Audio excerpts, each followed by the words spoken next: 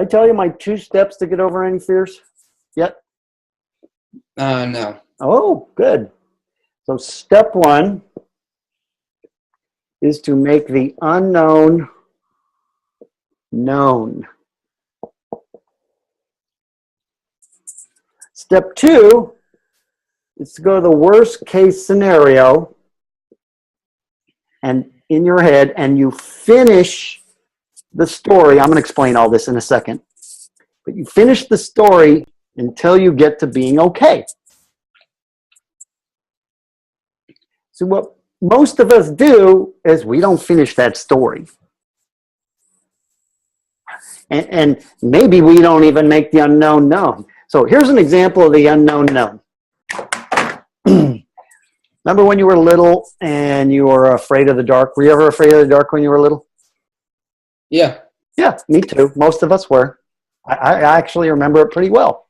I remember like a specific scene in my head comes to mind when I was like, I don't know, 4 or something like that.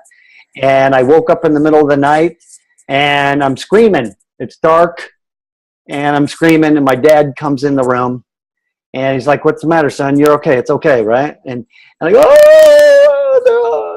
there's monsters in the closet and there's robbers going to fly through and kill me in the window and, right? Yeah. Something like that. That's a universal experience. A lot of us go through somewhat like that. But that was me. And so my dad goes, okay, son. He had already turned the light on. He goes, follow me. And we go to the closet and we turn the flashlight on high flame and we take everything out and we look. Son, do you see anything in the closet here? No. Is there any trap doors in there? No. Okay. But I think they're coming from under the bed too. Okay, come on over here. We get down on our stomach with the flashlight. We look, move the bed out. See anything there, son? No. But I'm afraid that robbers and bad guys will come through the window and knife me, and it's dangerous. Come on over here, son. Look at the window. Luckily, we're on the 2nd story. And he says, you ever see a human being jump more than 5 feet up in the air or anything? No, they can't. Nobody can come through this window. Nobody. It's not possible. Take a look. It would take a ladder. And even if somebody were to get a ladder and try to get up to your window here, I would hear it. And I would take care of it way before he ever got anywhere near you. Well, okay. And then I went to sleep. No problem. I think he had to do that maybe 1 or 2 more times after that, similar to that. Next thing you know, I'm not afraid of the dark. Right? Yeah. So he made the unknown known for me. Little kid, it's dark. You can't see. You don't know what's there. So we are scared of the unknown. Right? Fear of the unknown. You've heard that before, right? Yeah. It's the most common human fear. And that's what's causing your tension, your tightness, and your negative thinking is to avoid the bad thing.